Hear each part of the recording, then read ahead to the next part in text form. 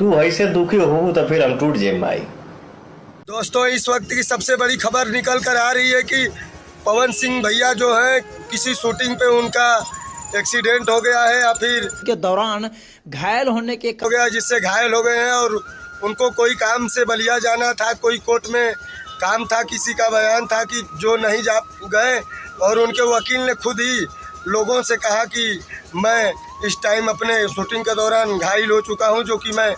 दूसरे दिन आने का कोशिश करूंगा और बलिया के में घायल हो गए हैं। इस वजह से वही एप्लीकेशन भी दिया गया है। पवन सिंह भैया को बलिया अदालत में परिवार के कोई केस था, इसीलिए पवन सिंह भैया को वहां पे जुटना था, जो कि पवन सिंह को वहीं बलिया परिवार ने पवन भैया को बलिया में किसी परिवार लोक अदालत से वहां पे आई थी कोई हाजिरी, जो कि पवन सिंह भैया को जाना था, लेकिन शूटिंग टाइम में एक्सीडेंट होने की वजह से वो नहीं गए। उनकी वकील ने खुद ही कहा कि मैं बलिया का बेटी का बेइज्जती नहीं होने दूंगा। पवन सिंह भैया के फैन है, वो काफी ज्यादा इस समय डिस्टर्ब चल रहे हैं, जो कि चाहे जिस हद तक पवन सिंह भैया काफी जख्मी हो चुके हैं और